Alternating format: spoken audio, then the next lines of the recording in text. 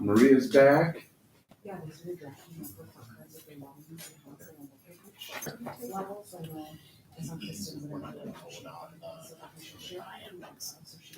get us because it's our first time meeting. He's gonna get some. We still got, but that's a very nice coral sweater. Oh, you can cheer. Good. How are you? Hey, yeah, Holly, how cool. Yep. No, it seemed like they were conversations with the other. I started using that one.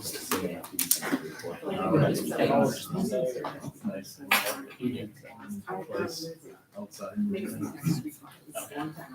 Yeah, I think something they said. Yeah.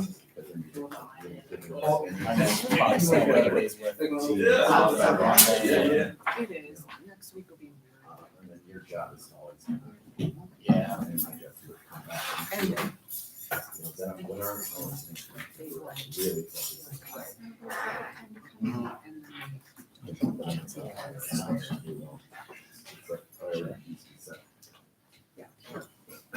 All right, thanks, everybody. We're just waiting for Steve to come in, and then we will get rocking and rolling.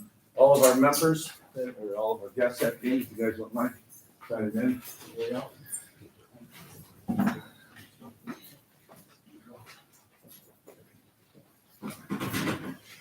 You got enough room there, you're okay. Okay, good.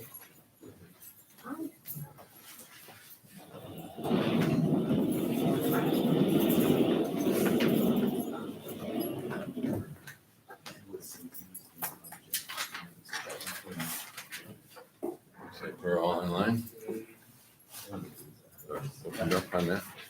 We're ready to go. We're online. All right. We're live all over. Okay, we moved out of closed session into open, so we're already set to go. So we did the roll call, and then add the report on public notice. Sure. So agendas were posted on Friday, June 24th at the village offices, district offices, Spillman Library, and all of the entrances of Friendship Learning Center, Bessie Allen Middle School, and Horace Mann High School. They're also mailed to the reporter, KFIZ 107.1 The Bull, and WFDL News. Once again, that was on Friday, June 24th. Okay. All right, then the first order of business. Lunch. I pledge Allegiance to the flag of the United States of America and to the republic for which it stands, one nation, under God, indivisible, with liberty and justice for all.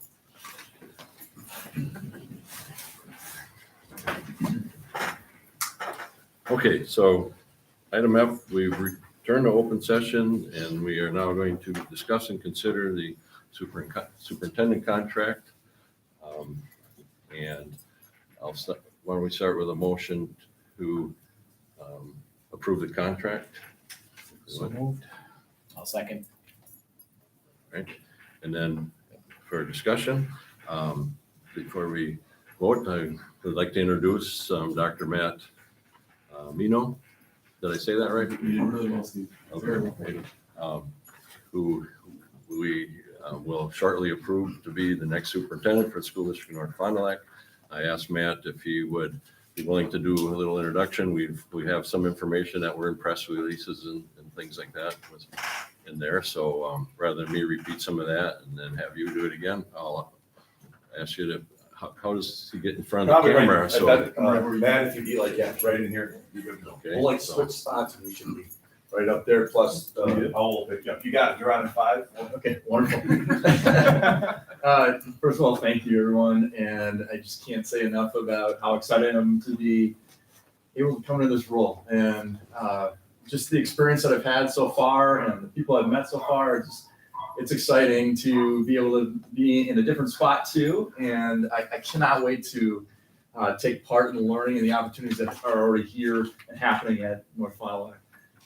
A little bit about myself. Steve just was asking a little bit. Personally, I am amazingly blessed with 3 kids. I have going to be a senior in high school next year. He's my oldest.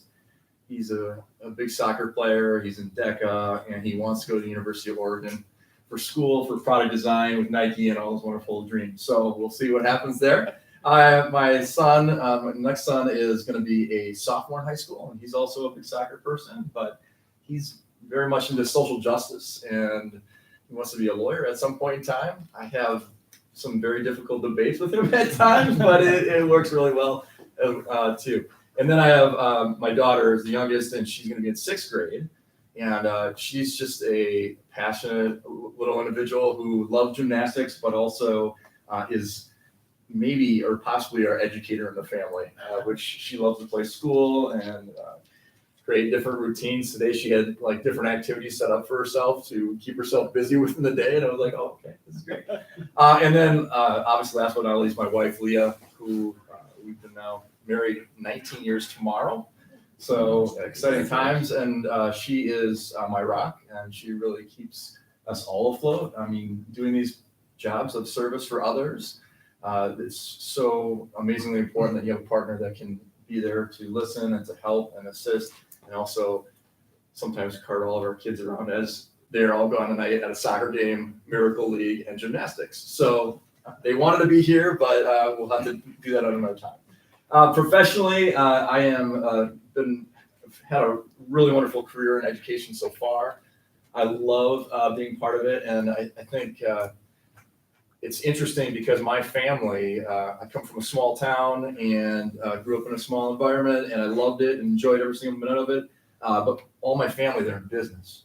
I have, I'm the only anomaly out of my family that's in an educational arena, which is both wonderful, and at the same time, I can learn a lot from their arena. So I got that chance to step into the world of education because I just loved helping other people and helping and serving, from starting with students to then helping with staff and then helping the community really come together. So my road really quickly for everybody here, I started as a high school social studies teacher down in Brookfield, Wisconsin, Brookfield Central High School. I got to, while I was there, leading youth in government and getting clubs going for a lot of different students, but also I coached football, basketball, and track while I was there. So I got a really well-rounded environment. My claim to fame is I got to assist on the football team that Joe Thomas was part of, who was a seasoned Hall of Fame veteran for the Cleveland Browns for a number of years and played Wisconsin Badgers. So, then I went on to go to Green Bay Preble High School. I was there, again, another social studies teacher, and I coached football and basketball at that time. So I get to be part of that world for a little bit. I had some mentors in that area, one of them being Brian Davis, who's now the superintendent of School District Oshkosh, and he was an associate principal at the time. He said, hey, have you ever thought about this? You have a lot of great characteristics and qualities that could lend itself to hitting a bigger network of families and students. So that was kind of a tap. And then I went and got my master's in leadership from Cardinal Stritch University. And as soon as I was done with that 1.5-year program, I went on to Green Bay East High School. And I was associate principal there for 3 years. I did everything from student services to testing, assessment, to creating battle of bands and American or East Idaho competitions for kids. So it was a really great time. Got to work with amazing staff there. And learned a lot from my first principal, Terry Fondo, through that experience. I then moved down to Appleton East High School. And the reason why I made that move is because the associate principalship there was curriculum instruction. And I wanted to have a little bit of diversity within my toolbox so that I could eventually become a principal at some point in time. And with curriculum instruction, I get to really, get into the learning world and the academia world. And it was just a joy, and to be able to coach up and provide professional development for our staff members and really help them within their classrooms to give the best outcomes for their kids was a great experience. I also got to build a master schedule during that time, hire a whole bunch of different people that were amazing, just a great opportunity. At the end of that career, I started my doctoral studies and through Cardinal Stritch. At the same time, coincidentally, I became principal of Appleton East High School. So I was doing those in tandem right away from the beginning, which was an amazing juggle. I got to go through Leadership Learning and Service doctoral program. It took me about 5 years to complete. And then while I was principal at Appleton East, and it was an extreme honor to be there as well. I had over 10 years of experience with some just amazing individuals. We were building this an awesome culture where we had, it was more than just words. It became a place where we said, this is what we're identifying, this is how we're gonna, work within it. And I define culture basically as the beliefs of our organization, okay? And they drive the real behaviors of all the people within the organization, which then create the experiences for others. And so when we put that all together and start thinking about like those indicators or look fors and skill sets that we need, it's not just about mindset, it's about both those together. So awesome experience making that happen, but at the same time, the learning and working that needle as a full school, especially in a 3 high school town where you're trying to play with a whole bunch of different individuals and work that through. It's extremely challenging, but at the same time, really rewarding once you make it happen. So we got some good stuff started, and I just, again, great career so far, and I cannot wait to start this next chapter with y'all, and just thank you for the opportunity. I really appreciate it. Thank you, Matt.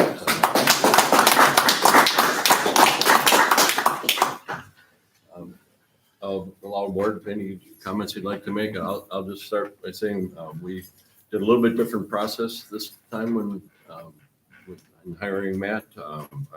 Instead of having a group around a table asking questions, the candidates came in and they spoke to us for 75, 80 minutes. So we got quite more in-depth outlook at our input into Matt's abilities and things, and he rose to the top.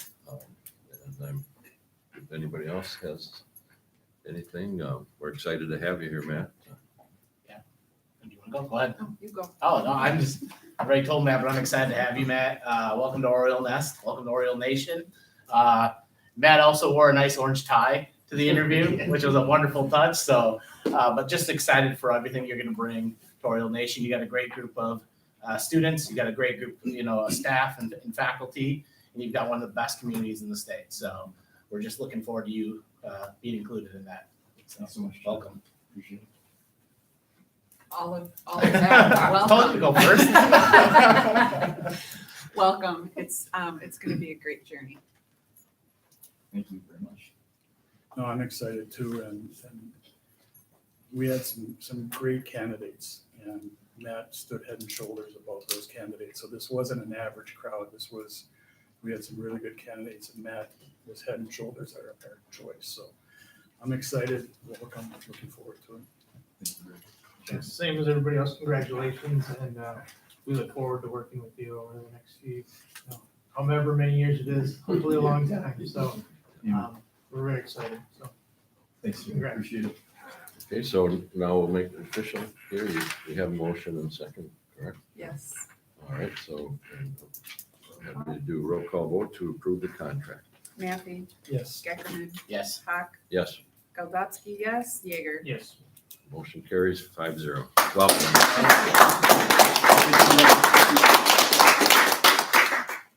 All right.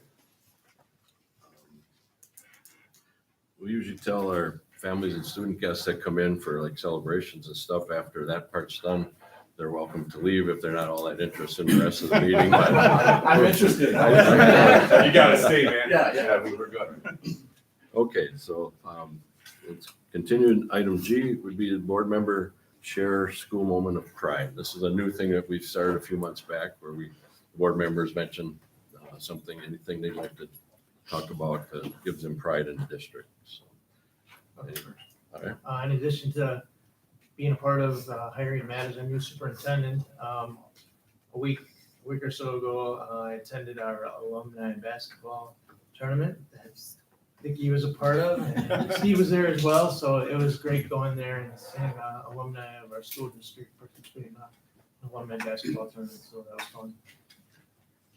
I have 4 things, so I'll be real quick.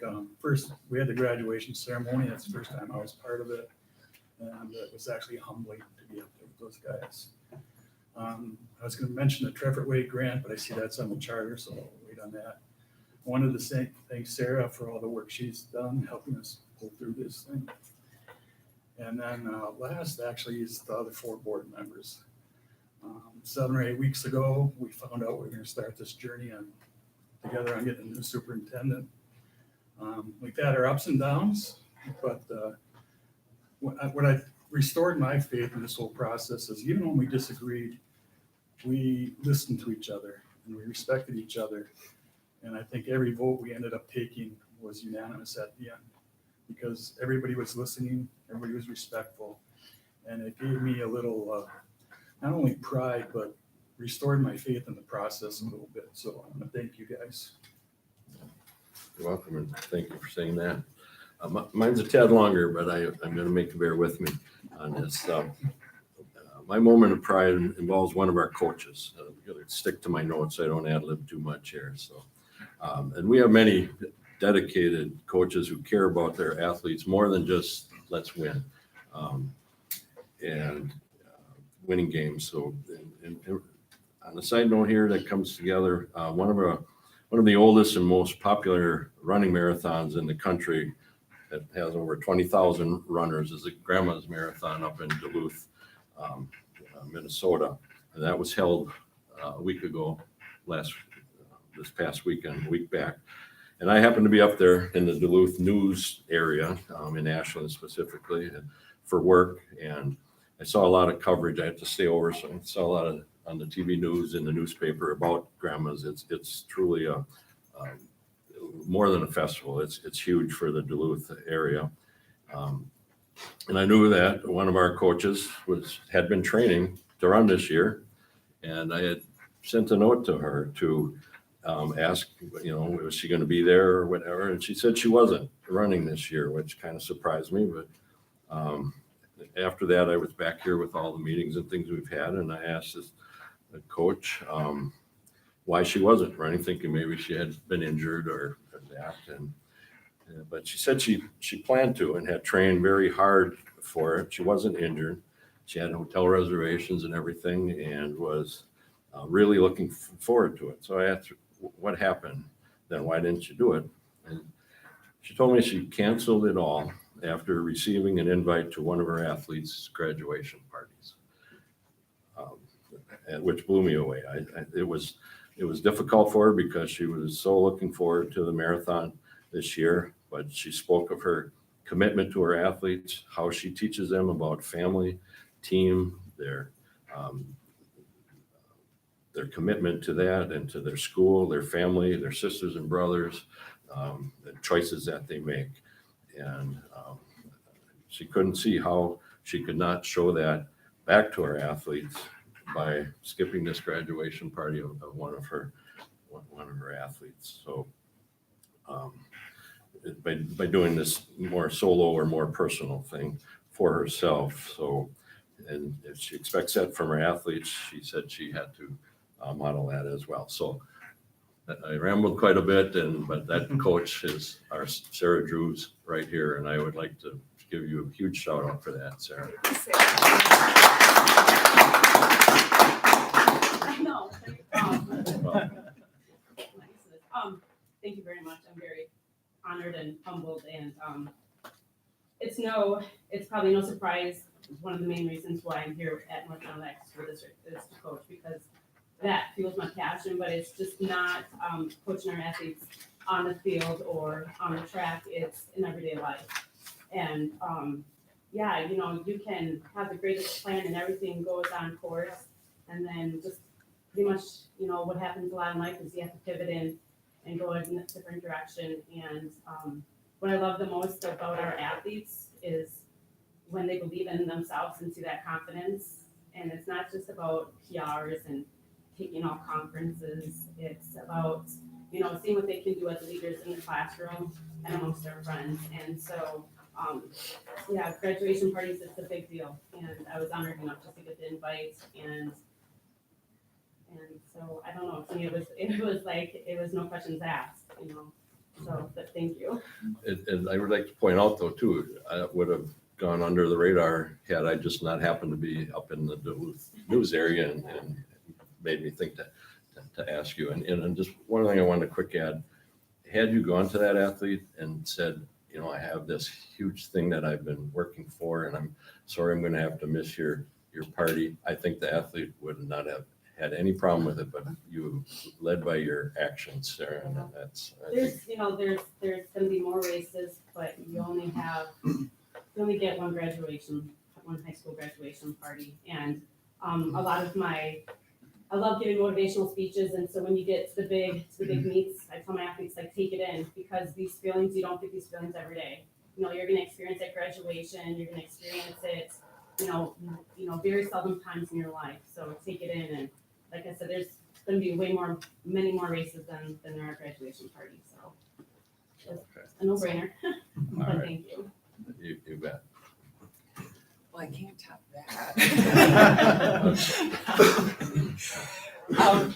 But as Terry said, I was part of the alumni basketball. And what struck me about that, I mean, you know, they're great and they had a good time, and there were, you know, people that haven't played in a while, so it's fun to watch. But all the raffles that, you know, so there was a basket raffle and all the things that people donated, and so there were 4 teams there plus a few people that came and watched. And I mean, really, you know, people just, our community as a whole just dealt out money and supported all of that. And it was a great half a day that I was there. So that was awesome. Yeah, and I had two, one first to Dave and your team. I think about graduation. Yeah, it was a great event, but the first person I saw when I pulled up to the parking lot that was packed full was Dave, helping get people a spot to park. And you know, we get so many compliments just about how clean the schools are, and folks can't believe the high school's 23 years old because it looks brand new. So nice work, my friend. And then the other part is inclusion. So I know we just sat through an hour and a half around the referendum piece and some surveys that we sent out recently, not only for the referendum, but also in our search for a new superintendent. So my thanks is the community, and including everyone here, just for taking the time. I know summers are busy, but taking the time to give us feedback, because it's, you know, really supports, you know, our goals to kind of be your voice. So thanks to the community for that. All right, thank you, very nice. All right, item H is the approval of minutes. We all received copies of, I think there were 4 different meetings since the last month. And any changes or corrections to any of them? All right, hearing none, the minutes will stand approved as printed. And item I is the treasurer's report. All right, cash balance on hand as of May 23rd is $230,209.56. Receipts for the month were $559,732.26. And transfers from investments accounts was $1.3 million, for a total receipts of $2,089,941.82. Expenditures for the month were $2,006,630.12, and that was the total expenditures, leaving a cash balance on hand as of June 27th of $83,311.70. Bills recommended for payment total $1,744,456.97. Of that, pre-approved checks are $1,182,296.56, and board meeting checks are $562,160.41. Any questions or that about any of the bills? All right, entertain a motion to approve the list of bills. So moved. I'll second. And then roll call. Rafi, Yes. Hack, Yes. Rudowski, yes. Yeager, Yes. Geckerman. Yes. All right. Approved, and then next is the clerk's report.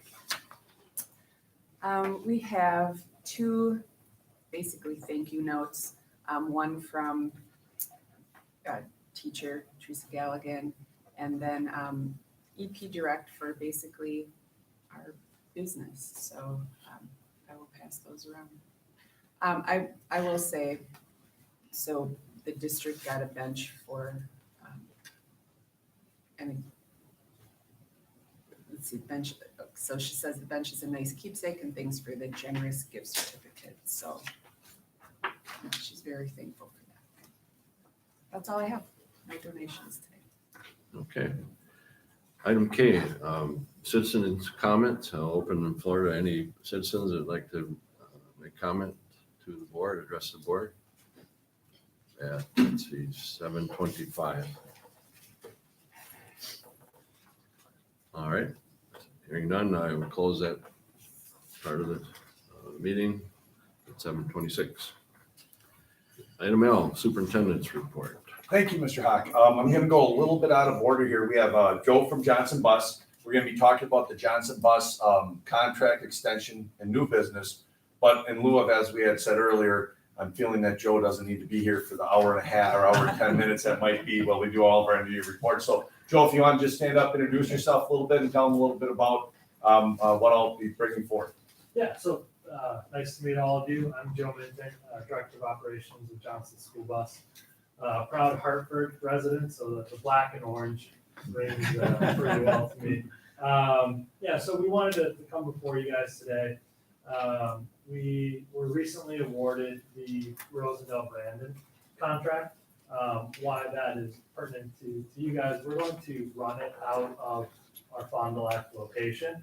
And in doing so, we want to propose essentially a cost savings to the district. As you're all aware, inflation is through the roof.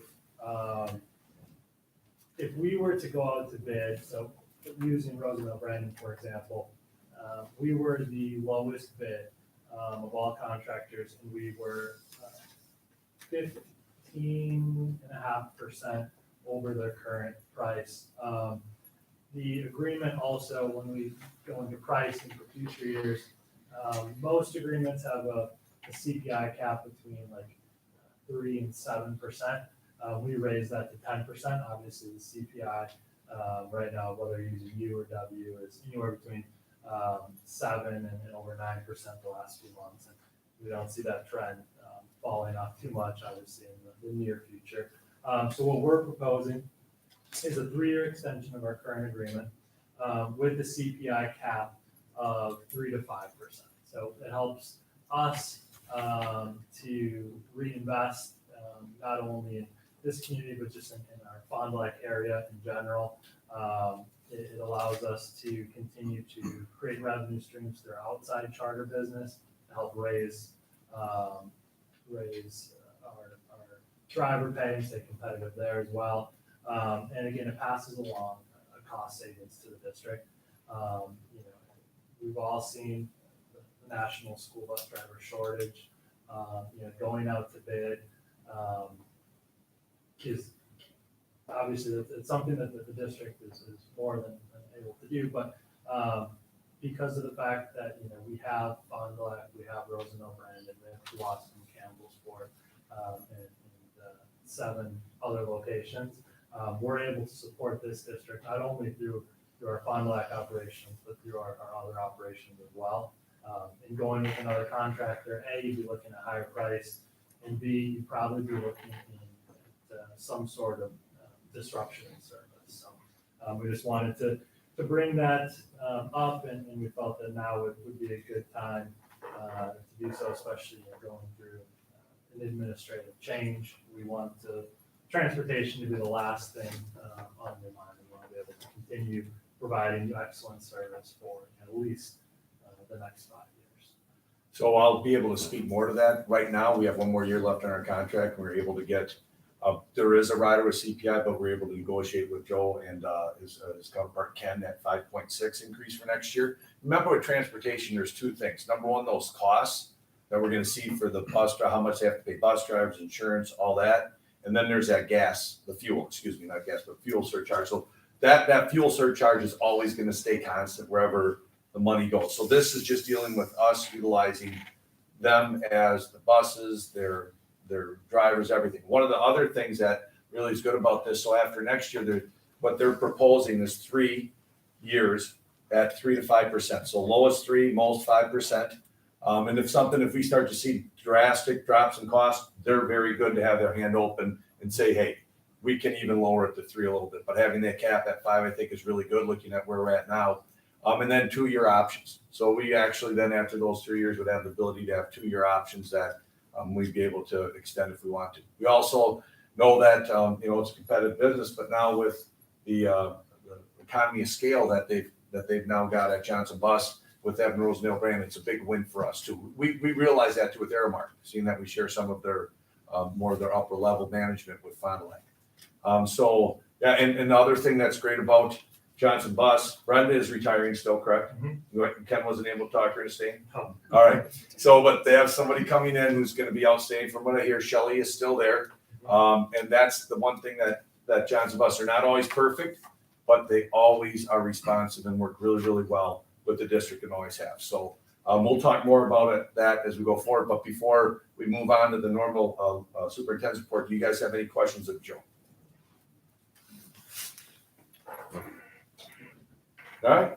Thank you. At your will, you can stay, you can leave. All right. So moving on, update on service, on the survey routes and possible referendum. We just before this meeting, we got the results, which we will also get out to the community and publish, and so that people can see those in the next month. And we got back some results. The results, it looks like there's a lot more education that's needed. That's one thing for sure. And what the board has decided with the facilities and operations group is we're going to look at the questions, look at the scope, look at the cost, look at all the information, and then come in July at the next meeting and have a couple questions that then the board will contemplate putting on for a referendum in November. And we'll have a timeline set up for that. It looks like there is some good favorable results. It also looks like there's some challenges in education that needs to be done.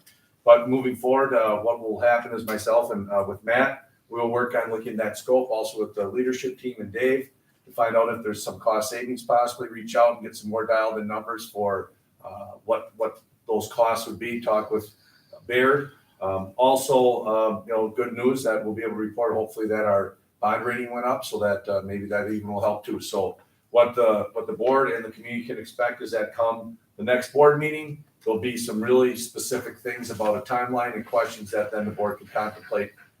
And then moving forward, if a question or two are going to be on the November election, that would be decided in early to mid-August. At the last meeting, you guys have any other comments that you want to put forward? Well, I just wanted to clarify, when you speak of the need of education, just for those who weren't at the meeting, we're talking about educating the committee, the board, and the community and the staff about the referendum. And we're not talking about our regular education stuff. So that's all I have. Good clarification. All right, so that should be exciting. Okay. All right, so then moving on to the next one, I'm going to turn this one over to Tiffany and Dr. Alan Patterson, our favorite ladder burner. If you haven't seen the book or the Pulse, that's Dr. Patterson does that. So we were fortunate that the Treffert Way for the Exceptional Mind has now almost moved off its grant and now resides in Presentation, which we have to think of naming that something. I think we're going to call it maybe the Treffert Learning Center, but we're going to figure that out. And now is a really good next step. They put together Dr. Patterson along with Dr. Ed and the team, Meg Putty and Tiffany and the whole crew put together another another grant proposal, and we got over $650,000. So Tiffany, you want to tell us a little bit about it?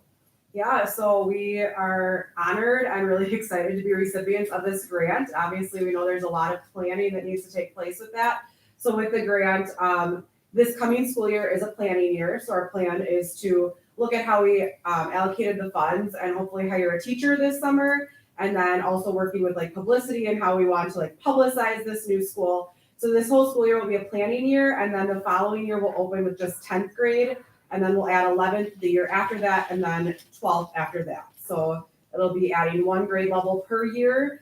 And then we're, excited to move into this adventure and figure out who our community partners will continue to be for this and working with many mentors and others. It's a very exciting adventure. Excellent. And then Dr. Patterson, I see you unmuted and we see your face. And just to clarify, that's his last book that he just wrote called Ladder Burners, about changing the mindset of how one goes up in their career. So just a little background on that. Also a good follow on LinkedIn. So the board president of the Trefford Way for the Exceptional Mind, and now the Trefford High School, Dr. Patterson.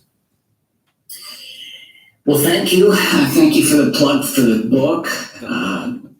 That means my ratings may go up. We'll find out. Ed and Meg, with input from other people, did the real heavy lifting on this proposal. I give them all the credit, Ed in particular.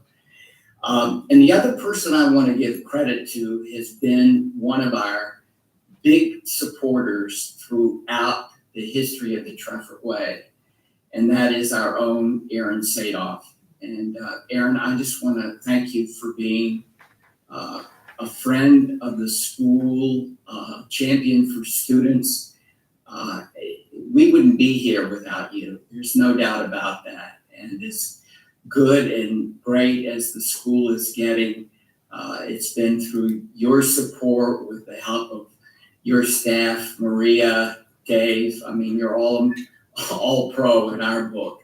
And Aaron, I want to thank you for all of that. And Dr. Minot, welcome to the group. We're eager to meet you and talk to you about the school and learn from your experience. So thank you, Aaron. Thank you. And Alan, I'll tell you, something came to my mind. You know, I've heard this from David and Muerte and what was that, Coco, the movie, that in our world we die twice. Once when our body fails, and then once when people forget us.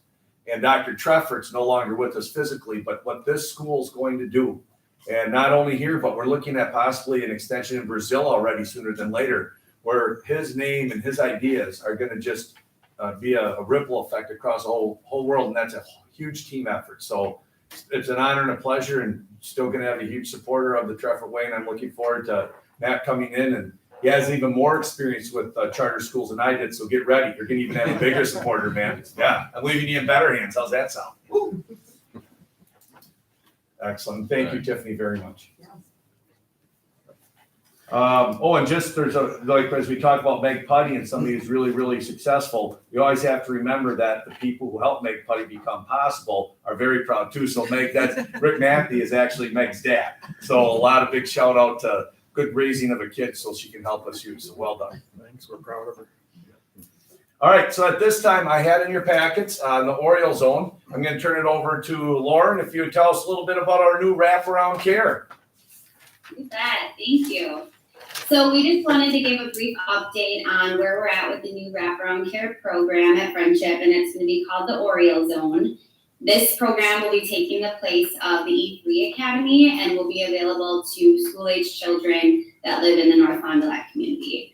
Aaron, Judy, and I held interviews for this position, the director position, the first week of June, and we're happy to announce that Natalie Rosas will be taking over the director role of the program. She's done just an outstanding job assisting Judy and I with research to kind of figure out what our other local area programs, looking like, and really diving into making all of the startup materials that we need for the program. So this information will be ready, hopefully for families by the end of this week. That's what we're shooting for. And then any, specific questions that, you guys may have. I mean, I'm definitely open to answer some questions about the program in a little bit, but then moving forward, Natalie, any of those questions can be directed towards Natalie. She's super eager, excited, and incredibly grateful for the leadership opportunity. And Judy and I will still serve as resources and support for Natalie as she makes the transition. So really the big thing to kind of highlight change-wise is that the program will now cost money for our families to attend. It previously was free under the CLC grant. However, an upside is that families now have some flexibility in that drop-off and pickup time, which I know was definitely a barrier in the past for some families. So I did give Aaron a copy of the handbook that Natalie created. So if you want to take a peek and look at that, otherwise I'm happy to answer, any questions that the board has at this time. Remember, one of the things that's changing is we have the grant to run the program, and the programs can be funded with two different mechanisms. Number one, the resources coming in from our families, and number two, looking at Fund 80, which is for our community fund that will help also support. And as Lauren had said, it's going to be open not just for students that attend here at Friendship Learning Center, but St. Paul's or other schools, but they live in the North Fond du Lac community. So we're looking at how that's going to look, but one of the main things for the board to be aware is that funding mechanism. And when we look at our, you're not necessarily going to approve this program, but you're going to approve the funding of it when we have our budget come out. So that's one of the main things to look at. And we'll make sure we break that down, what that looks like and how that's going to impact the levying budget.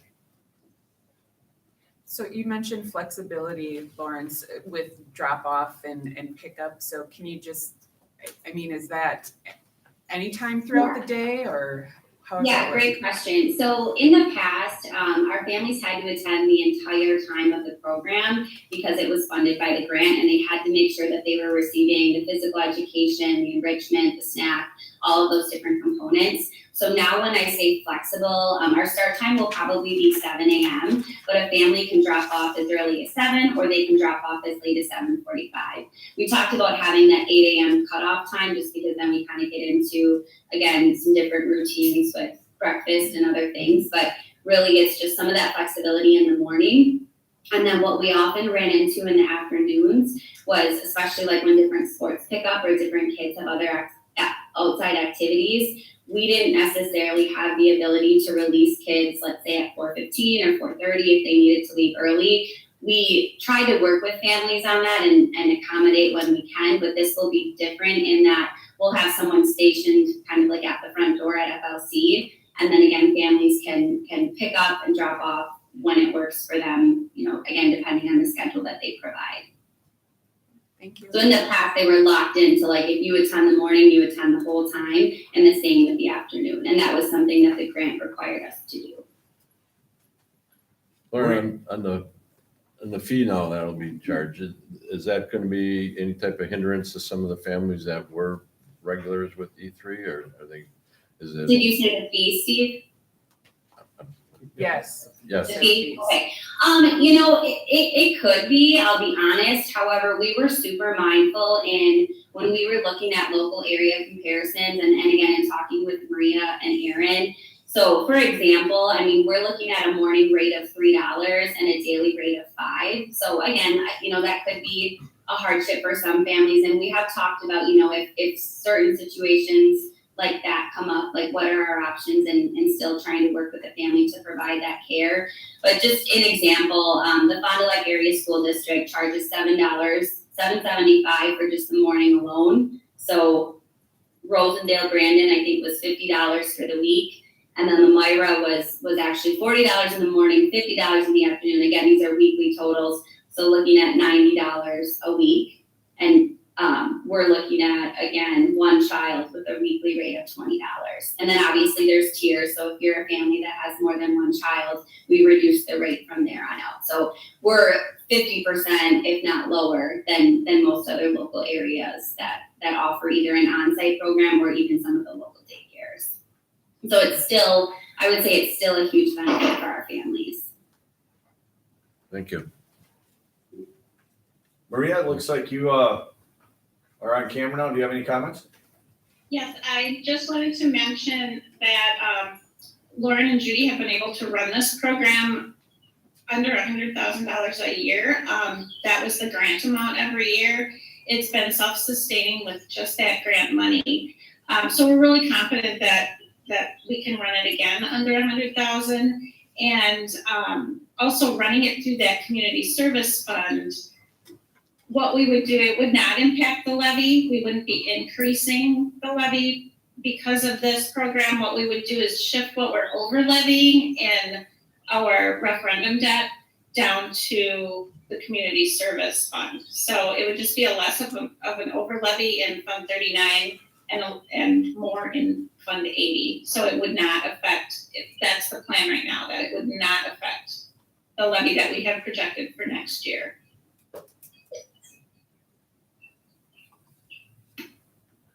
Excellent. Does anybody have any questions? All right. Thanks, Lauren and Maria. Excellent. All right. So moving on now, Adam, if you want to just give a update on the key performance indicators and EduClimber, and then we'll have more of this in July, August, when we really start going prime time. Yeah, I'd love to. Thanks, Mr. Sidoff. Is it okay if I share it up on here? Just yeah. EduClimber? Yep. If you want, share your screen. So with, when you hear that term KPI, that started out as something more of the business field where businesses are looking at goals and ways to improve. So in the recent few years, KPIs have been used in education for the same regard. So looking at goals for within a school system. So that term KPI, if you're unfamiliar with it, thinking about our district level goals, and in our district, we want to look at those district level goals, and then I'm the wrong one here. Those district level goals, and then having those trickle down to our building level goals, and those building level goals trickling down to our classroom teacher goals, so that our buildings are aligned, our districts aligned, so we're all working towards the same thing. So what I'll show you here is. And as Adam pulls these up, key performance indicators, we looked at these. The team worked on them a couple of years ago. Carrie Jo in one of her projects had also worked on these. Now Adam is taking over and utilizing some technology EduClimber so that we can access them, and we have almost a live board. And then the next step after that is there some more static, like our bond rating or our mod rate. So we're looking at what Adam's going to show you is more of the live type of version that people can look at to see where we're sitting, but also then this would be translated. I see our annual meeting possibly turning into the report, these KPIs, and that more robust formatted thing with the Orioles and stuff on it, and taking the static as our yearly screenshot. Perfect, yep. So yeah, kind of paused on this work a little bit, so now coming back to that. So kind of perfect timing too with new board members, and I'll take a look at these, and then with Dr. Minot coming on as well, will be good timing for everyone. So, so in one of the tools, our data warehouses we have, there's actually a tool designed for this to track district and building goals. So some of these things you're going to see on here are kind of in the works still. So some of the data points aren't completely finished, but I want to have something to just show the board, and then also get some feedback on how do you want this to look? Because there's a couple of customizing things that when we look at this data, we can do some tweaks to make it make sense for you. And if we get in that routine of, hey, every quarter we want to share our KPIs with the board so they can see where we're at with that, we could create that and just kind of again have that similar look every time. So so on this portion, there are our 4 areas for our KPIs. We'll have academic goals, operations and finance is another set of goals that we'll have within our district. Communication and engagement with families, staff, and students. And then we have goals for safe and orderly schools. As we think about some of those accountability pieces, the state gives us those state report cards, which come from the state, that are a way we can be measured. We have a federal report card, if you remember those, which come from the feds, which we can measure ourselves through that. And then these KPIs is kind of a way internally that we can measure ourselves and, again, tell our story to our community and hold ourselves accountable as well. So, so how this looks then is basically, here starts the academic section. So, what we have goals around our state report card and what we want those scores to be. We have goals around career and college readiness. So kind of as I'm going through here, I'll just touch on these a little bit. I'd love to get some feedback, but essentially what we're trying to build here is having the charts represent what that goal is. And then you'll see sometimes a green line, which is showing you and giving you context for this is that goal, or this is that kind of that 3 out of 5 score. So it gives you some context for, okay, what do these numbers mean? Is that bar really high, good thing or a bad thing or whatnot here? So basically to the other piece, some of these charts I have going back a few years. Some of these charts are just showing maybe this year and last year to again get some context for, okay, what does that number mean? So those would be things I'd love some feedback on too, if you prefer to have like a past year's number. So on the dashboard so we can compare it to the previous year, or if you just would like to see it as strictly just that year's numbers and relate to that goal. So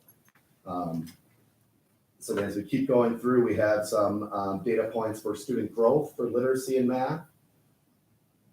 Hey, Adam, could you then after this, we can get the board access so they can look at this tool? Yep. And then it'll probably be once you can dig down into it a little bit more and kind of see that in the, the next few meetings that might be a little bit easier to get some more, in-depth feedback. Yep. And we would go through this a bit more in depth when we can kind of a final product here and get maybe some tweaks to some of these goals that we have and some of the things that we're thinking as we work a little bit more this summer. And then goals around student proficiency, so student achievement for literacy and math. And then getting into some of the goals around those operations and finance, so open enrollment, the bond rating was talked about, fund balance numbers, audit reports. So kind of as you see some of this, there's some different options. So we're getting into community or communication and engagement. So some survey data from families and staff and students that we can pull into the system. So I guess kind of the first step, the first piece I did wanted to make you just aware that we have this tool, can capture these things. This could be used again to be part of our board report at certain checkpoints if we felt that was appropriate. But just looking at this, I'd love to hear if there's feedback on, hey, we don't like bar graphs. We'd rather have line graphs at them, or we'd rather have horizontal charts. So if there's anything like that that you think it's going to be easier as we tell our story, or easier for you or community to understand, or again, anything with, hey, let's just keep it to the current school year with our bars and not have other years pulled in there. So again, with the little we've talked about, just if you have questions or thoughts and some feedback initially, then we'll bring this back to the table, like Mr. Sadov said, as we get closer to August. I have a quick question. Is this pulling in everything that's out there to land it on a dashboard? Is that the purpose of this that you're showing us? Yeah. So like we're not creating a new metrics to try to drive off internally. We're setting a goal on current metrics and just pulling all the data in. Yep. Yes, Okay. this is that place just that keeps Landing basically spot. your dashboard. So here Yeah. it is. So if anyone says, how's our district doing? We can pull this up, and if you have access, you can pull it up and say, here's where we're at. And this data is always alive. So in the fall, there might be things that aren't in data wise, but as the data comes in, it will be represented on the charts. And academically, some of the data points will be maybe fall data, and then when it hits winter, we'll change the winter data. And when it hits spring, it will be always that fresh data that's coming in. So will it feed in continuously as reporting comes in? Yep. Okay. Yep. So once it's set up on the back end, it's pretty self-sufficient that way. So who is setting the goals and how are they doing that? And that's again something we talked about and worked through as an admin team a few years ago, but something now I think we haven't really put our eyes on those in a while. So as I look through again, that was something I thought would be great to have again, Dr. Minot looking at those with our team to kind of say, okay, are these still appropriate? And these are what we think are, again, I'll use the term appropriate goals and appropriate, not goals that we think, oh, let's make it low or not ambitious so we meet it, but hey, what's appropriate and best for our students? So, and there might even be things on here that, as we go through some of this, you might say, hey, we'd love to see a goal like this in our district improvement plan too, and we can think how that could work and how that can be represented. So what you see here is kind of up for discussion too. And Yeah, it's hard, to talk about the presentation, yet I'm more concerned about the process and what we're trying to get out of it. So, I think it's important for us all to agree on what the goals are. I think you guys should obviously take the first cut at it, but I think there should be some board approval or input into what the goals are. I think it's important to show past years' data so that we can tell if we're improving or not improving. And I think it's also important to show state and federal data that matches ours, because it's fine for us to say our goal is X, and we're at X minus 5 right now, whatever it is. But if the state or the federal averages are X plus 20, I think that influences. Or if it's at X minus 10 and we're already better than the national average, then maybe our focus needs to be in a different area that needs the improvement. But to just compare to ourselves, when our students graduate, they're competing against everybody, right? So I think it's important for us to understand how we fit in the state, how we fit in the states, and then, to set those goals, you know, we have to set them based on where we're at now, but we have to base our final goal on where we want our kids to graduate and be able to compete with everybody else. So I'm more interested in what your goals are and how you're setting them at this point than how we necessarily present them. If we don't get the goals right, and we can't backload data to see if we're improving or not improving, then how we present it. Can I ask a question? Okay. How long have we had Epic Climber as a district? We were one of the earlier districts, we're about 5 to 6 years there. And I just put on the HR guys with the numbers and great. I want to know the how, right? So I mean, any way we can incorporate, you know, when we see data on here for me to understand the story is understanding the how. So it might be in there already, but like, you know, what are the action items that are going into it? That way, if we see a spike or you see a spike, we'll trust you know, you can give us advice on what's the next step and how you got there and right. So understanding the how is probably important. And then historical data. Yeah. I mean, I'll lean on you all for your expertise on how frequent and how often that should look, but I think it's important to show, you know, improvement or not improvement. Right. So. The only other thing I'll say is during this whole process here, as we talked to a whole bunch of people, somebody used a term that I hadn't heard before, but I thought it was just a great term. It was, are you looking at living data or autopsy data? If you just look at something at the end of the year, it's an autopsy, right? You can figure out what might have happened or why it happened and why we're at where we are, but you didn't have a chance to change it during the year. So if you have living data, which is the term they used, and you're watching it throughout the year, you can make some corrections and make some improvements. So I think it's important for us to see as often as we can how we're trending, and if there's something going the wrong direction, we have time to prove it or improve it before we get to the autopsy stage. Excellent.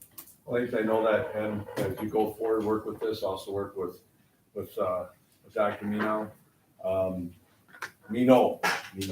You know I know Mino. But Dr. Mino, I think this will be great. So we're in a good spot, and then the team can help to dial those in and look at the data. What I'm really excited about the key performance indicators too is from a business standpoint, looking at our mod rate. That's a big deal.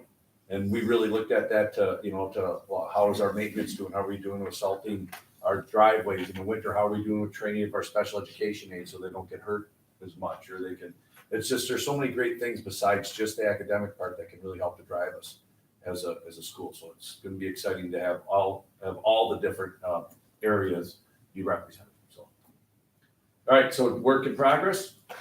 Excellent. Thank you. Thank you. All right. Welcome back. Plan new website, app alert system. I'll have more in July on that, or we'll have more in July on that.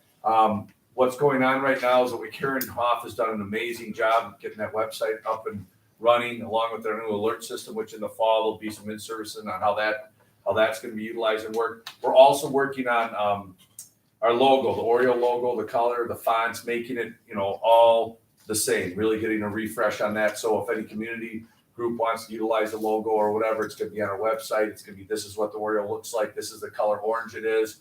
This is the font and all that. So it's going to be really nice to kind of bring everything together branding wise and get a really good solid brand of our district. And that'll all be incorporated with this new social media platform. The welcome back page, that's something that we'll be continuing to work on. That'll have our new staff members, a launch page. We don't mail things out, but we haven't in the past to our staff for the last few years. Just probably starting around July, the mid-July, early July, they start looking and saying, oh, here's what the schedule is. This is what's expected, and move forward. So that's pretty exciting as I get more. We're going to have a lot of new staff. There's a lot of changes coming up, so that'll be exciting. So any questions on that?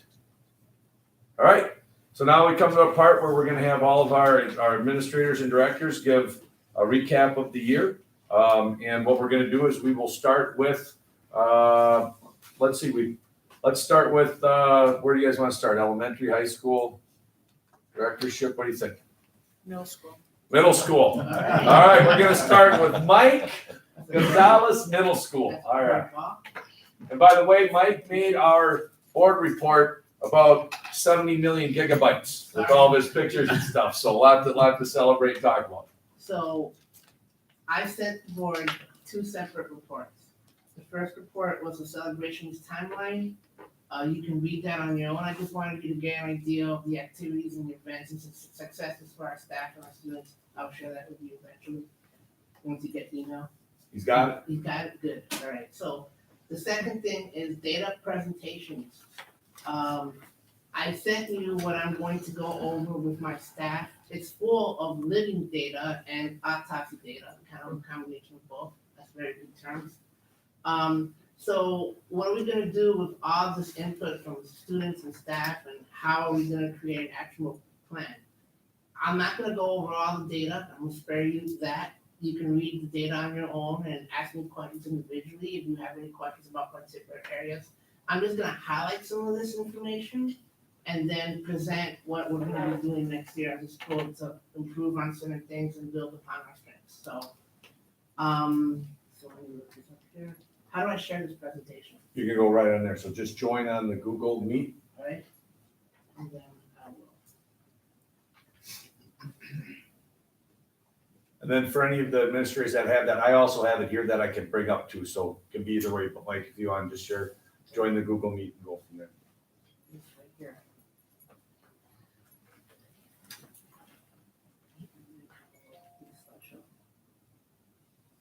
So one of the things that we say in our building is how we do anything is how we do everything. So we have to have a lot of attention to detail and to kind of constantly reevaluate our actions and our plans to see, you know, if we can help the students and help our community on the everyday basis. So we're also stronger together. And, you know, after coming out of the pandemic year and the disruptions and all that, this year was a very disjointed one, to be quite frank, because we're trying to reacclimate a lot of daily processes that were disrupted that you can't replicate when you're virtual. So I just want to kind of review some of our milestones over the last 6 years, just to get everyone back on the same page.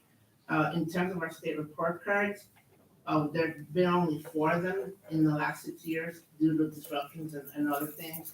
We've had 4 straight years of scores of 70 or more. We've exceeded expectations twice, and we've met expectations twice. And last year, we were the 3rd highest score in the Fond du Lac County area. One of those schools that was higher than us no longer exists, and the other one's the intermediate school. So in terms of being a true middle school, we had the highest score. Now, I'm not trying to say that, you know, academically we're the best,